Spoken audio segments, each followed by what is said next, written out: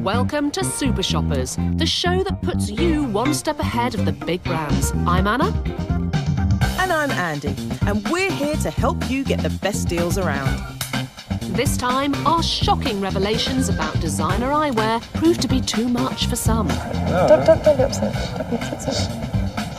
Top of the range Farrow and Ball and people's favourite Dulux Slug It Out. Plus, clearing out your clutter, the surprising afterlife of your cast-off clothes. What am I supposed to do with the pants? And when is a cider not a cider? So you're telling me that these are basically alcopops?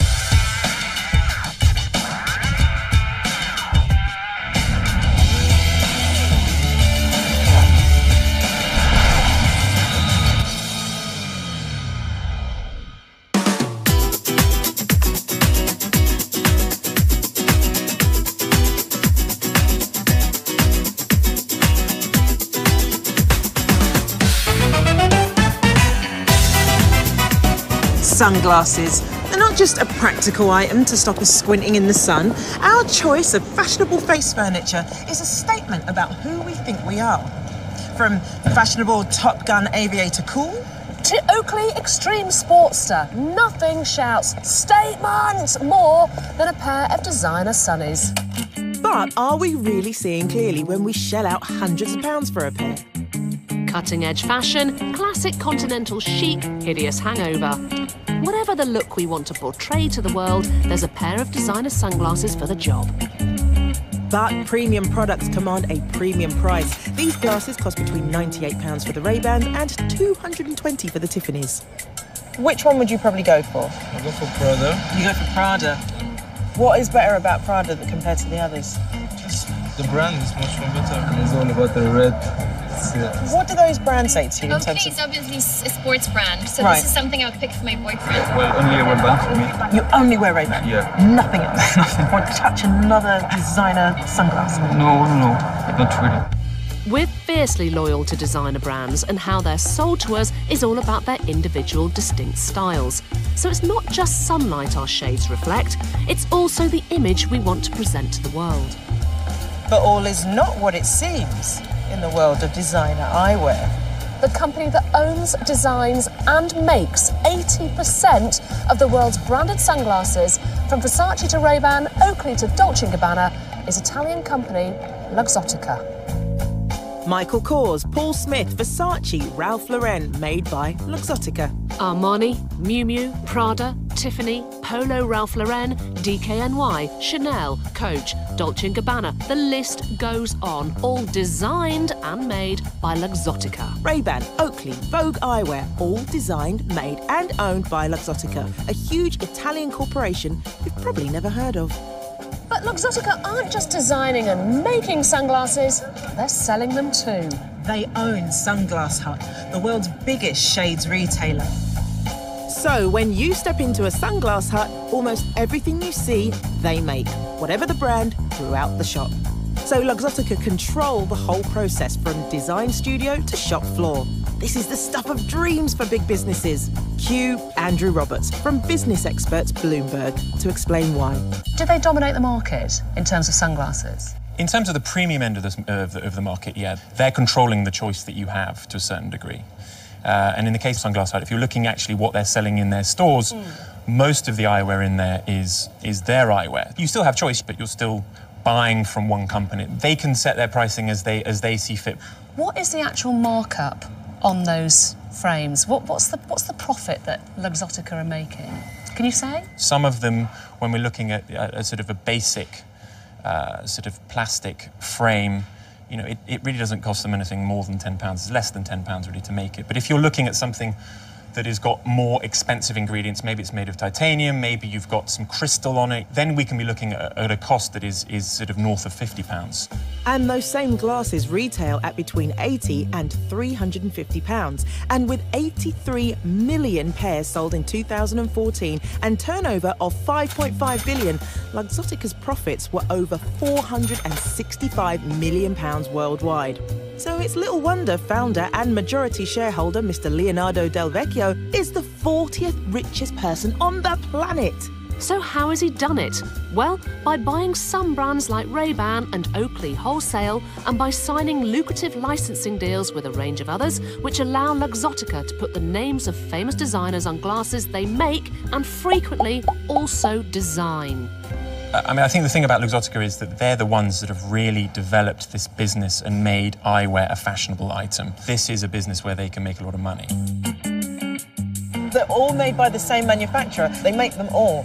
How does that make you feel about the Prada glasses now? I'm disappointed. Oh, really? Because when you go to the Prada shop, you expect something different. When you go to the, because you pay more. Does that surprise you? Yeah, it does. I didn't realise that. Yeah, it doesn't make them as original and authentic, I guess. Why all the extra for Miu Miu is simply because of the heritage, the brand, the packaging. Because there are so many different brands and they're all created in the same place. What does that make you think of the brands? That maybe they're useless. This is a bit upsetting. Are you upset? No. Don't be upset.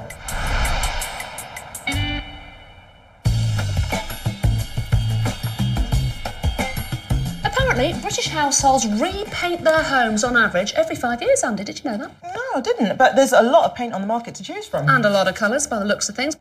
The three biggest selling brands are Dulux, Farrow & Ball and Crown. These are Britain's most popular home decor paints. Dulux is the top-selling brand, Crown is next, and Farrow & Ball comes in third place, but it's way more expensive. It costs almost 4 times as much as Crown at £42. £42 as opposed to paying £10 or £22? Believe. Why is it so expensive? I have absolutely no idea. The question is, which paint should you buy, and is Farrow & Ball worth so much more money? Well, we're going to find out. We've enlisted the men who are training the next generation of painters and decorators at London's Hackney College. They've got 121 years on the brushes between them, and these guys know what they like. Out of the three, Crown, Dulux and Farrow & Ball, I probably prefer Dulux. Probably Dulux. Dulux. I just like the way it handles. A pretty emphatic nod for the nation's favourite paint there. But will our blind test bear that out? I want you to test 3 key areas: application, durability and finish. And as the experts, I want you to decide which brand comes out on top. On your marks, get set, paint. What the guys don't know, of course, is which paint is in which tray. We're tricksy like that. So, will they still prefer Dulux, the people's favourite?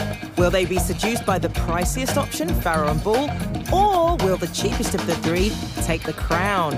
You see what I did there? Yes. I'm looking for a paint that flows well. I'm looking for covering power. I'm looking for the right amount of pigment in it to cover the surface underneath. Our judges are each testing all 3 of the paints. They're all working in a grid, using the same paint in the same sections of their own walls so that we can compare them. What we need is a lot of pigment in the paint to prevent it grinning. The word called grinning, that's what we use in the trade, when the paint underneath shows through. No, when it comes to paint, grinning is no laughing matter. Next, the really exciting part, watching the paint dry.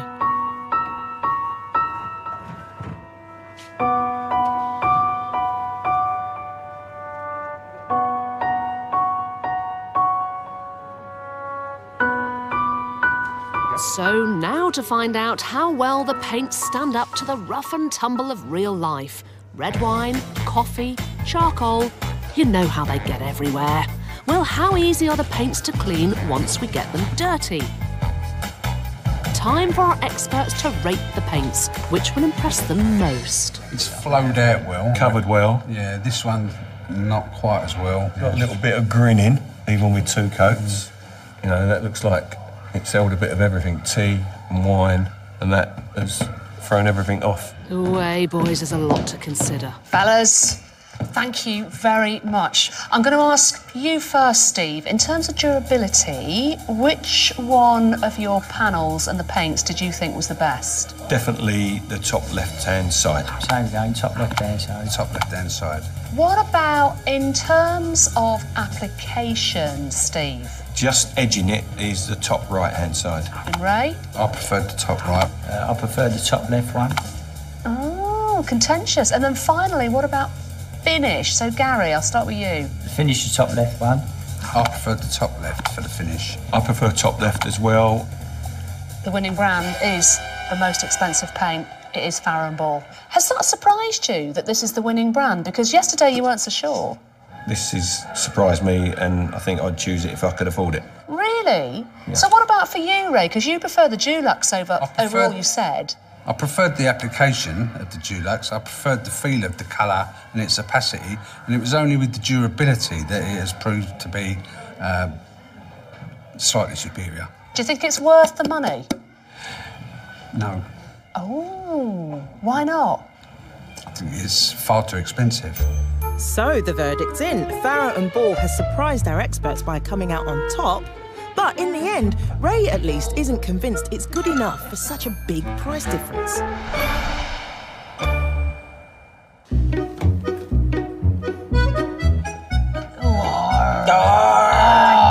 Cider. Oh, I do love cider.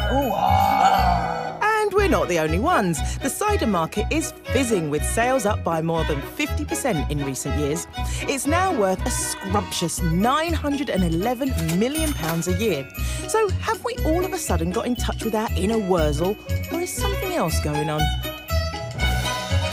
If you think about it, cider's always had a bit of a split personality. On the one hand, you've got the purists enjoying a bucket of scrumpy, and on the other, you've got scrofulous teenagers, a bit like I was really, downing a 2-litre plastic bottle of White Lightning. Then Magners changed the game, and cider got this authentic feel, a handcrafted product for the connoisseur. But some craft ciders are so crafty, they're not actually ciders at all. This could be the curious case of when is a cider not a cider. The cider revival has seen an explosion of new craft cider brands, bringing with them a raft of new fruity flavours. Mixed fruit, strawberry and lime, elderflower and even passion fruit. Something weird's going on. According to the Oxford English Dictionary, cider is an alcoholic drink made from apple juice. Apple juice? What about all those other flavours? Getting to the bottom of this is going to take some serious research. And journalist and cider fanatic Pete Brown is here to help. First up, he's got a golden classic, apple cider. That's lovely. I'm really glad I met you today. Now, Recorder Leaks, strawberry and lime. So it's pink.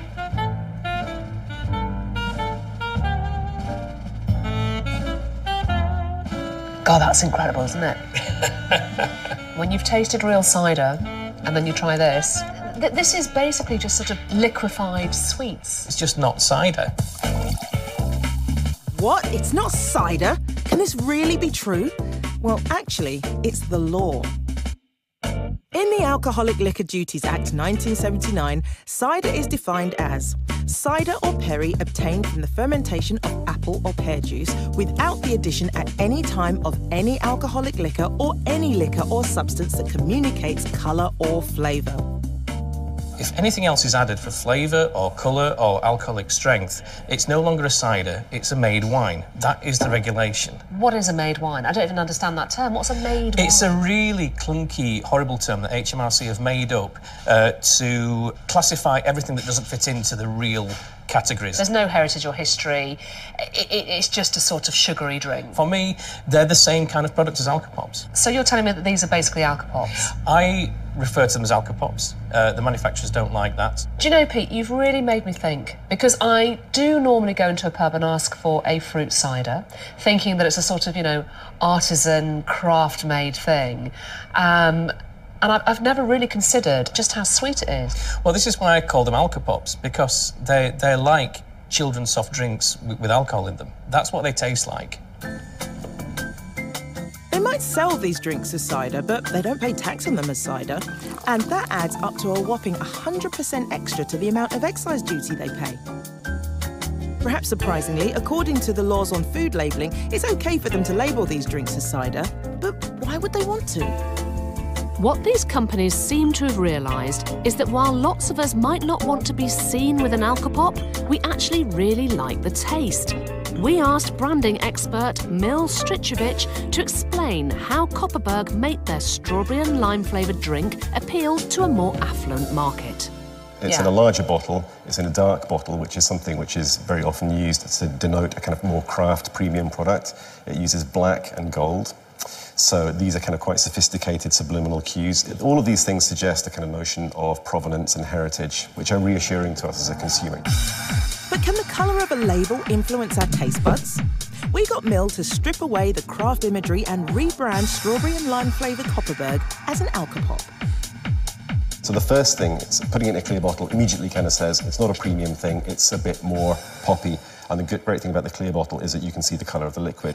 And we give it a name which sounds kind of punchy, more in the notion of Alcopop. So strawberry punch, we considered strawberry crush, strawberry wallop is what we ended up on. Hence the hammer, the hand. This is really going to, you know, get you hammered. Yes, there's no subliminal message here, really. It's very, very blunt. We wanted to see how our Alcopop strawberry wallop would fare on the streets against Kopparberg's craft image. Which will people be drawn to? I'd more likely go for that one than that, I'm afraid. And what is it about that one that makes you choose that one over that one? It makes it look more like a cider. Like a teeny bopper drink sort of thing. Oh, OK. Because I was like going to those ask pink you. energy drinks. Yeah. Like someone who's just gone to the pub for the first time. I don't know. This is a drink for pub novices. Brilliant. So what do you reckon people would think of you if they saw you with that one? Big girls' Yeah. Right, you would be judged harshly. Yeah, definitely, yeah. Most people we asked wouldn't be keen to be seen with strawberry wallop, but what will they think of the taste? Will the rebranding fool their taste buds? Remember, they are both exactly the same drink. Oh yeah, it's got that boiled sweet aftertaste. That's more enjoyable than that one, I'd Yeah. say. That's more poppy, I think. Which one of the two would you go for? You go for this one? I don't know, I might go for that one. You might go for that one? They taste pretty similar. Do they? Yep. You're a ninja. They are the same thing. Okay, cool. They're actually the same. Oh, okay. Strawberry Wallop is actually a made-up brand that we came up with. All right. That's so funny. I would definitely drink this over this because I wouldn't want to be seen in public. I'd always choose that branding over that. Unless there was even on a price difference, I think I would as well, really. We asked Recorderlig for a response, and they said Recorderlig is the fastest-growing packaged cider brand in the UK on trade, and proud winner of gold medals at the acclaimed International Cider Challenge. Kopparberg told us the base cider liquid meets the UK requirements outlined in the 1979 Alcoholic Liquor Duties Act. The cider market and industry has evolved considerably since these guidelines were introduced almost 40 years ago.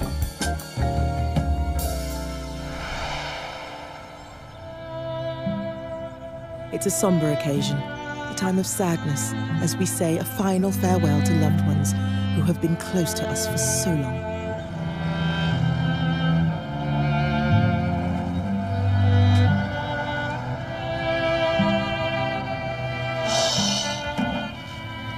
In Britain, we recycle nearly 1 million tonnes of clothes every year. And although I account for nearly half that number, I have no idea where my old dear friends end up. But I'm about to find out. We spend £60 billion on new clothes every year, and to make room for all this new clobber, we send thousands of bags of unwanted outfits to charity shops. But the sheer scale of what we throw out means charities can only sell a fraction of what we give them in their shops. So instead, they sell most of our donations on, in bulk, to one of the almost 50 recycling companies making a business out of giving our old clothes a new life. Companies like L&B Recycling. I've come to meet Ross Barry, who's going to fill me in on where all our rejected River Island and our nearly new Next go from here. There it goes. Oh, my coats! And now it gets buried, I'm afraid. So how many lorries come in and out each day with this amount of clothes? There'll be about 20 of them a day. They hold about 1 tonne to 2 tonnes. So, yeah, if you think your average black bag will hold about 8 kilos if it's really full up. Yeah. So you get 120 of them to a tonne. Oh, then really? 150 tonnes, so it's absolutely huge. But Ross has to keep a close eye on what comes down those conveyor belts, because sometimes he can get more than he bargained for. People must leave cash, I guess. I found a couple £100 in a shirt the other week. Really? I found a dead swan. Don't know why. Dead swan. I think somebody must have run it over and was like, what do I do with this? And just put it in the nearest thing they could find. Serious? Yeah. There's not much of a market for recycled dead swans. 50% of the garments that arrive here are recycled as yarn for industry, but only the most worn-out items meet that fate. The rest have another life to live, because there is a growing market for our discarded fashion faux pas that spreads right across the world. And that means hundreds of thousands of garments have to be inspected and hand-sorted every day by an army of staff deciding what can be sold on, to whom and for how much. Let's have a go. First of all, I've got to say, what am I supposed to do with the pants? Everyone loves a pant. They can go in the ladies, because this is men's clothing, unless you want to scare someone and put them in underpants. that would be great. Yeah. Hard to believe anyone would want our second-hand pants, but Ross knows his brief. So where do these clothes actually go? About 2 or 3% of Eastern Europe. Next one down's Sub-Saharan Africa, so we export to about 16 different countries. Okay. So all over Africa, that's the biggest bulk. This is a massive market, with Ghana alone taking almost 35,000 tonnes a year. The clothes we no longer see any value in are snapped up by businesses spread out across Africa. But while that's good news for the second-hand clothing traders, it's become a problem for the local garment industry, which has been decimated in recent years under the weight of these imports. So, just how lucrative is this business in the UK? Men's cotton trousers, 150 pairs. In that one bale. In this. So how much per bale are you selling these things for? It depends on the bale, but something like that, probably about £40 a bale. What about, let's say, women's dresses, cotton dresses? Well, something that's really like cotton dresses probably go up to about £100. Oh, really? So what's the most profitable item of clothing for you? It's always been bras. Really? Football kits. Yeah. And any children's clothing. I've got loads of bras I could give you. We should talk. So the next time you give your old clothes to charity, remember they might actually get sold to some of the poorest people in the world, not given to them. You can get in touch with us at C4 Super Shoppers. Next time, the battle of the sexes. Could your gender be costing you? Your Buds earphones, $34.99. Your Buds earphones for women, $39.99. Is time money? Get set. Powder! When it comes to doing our laundry. And what exactly are we feeding our four-legged friends? 29% of that is mysterious.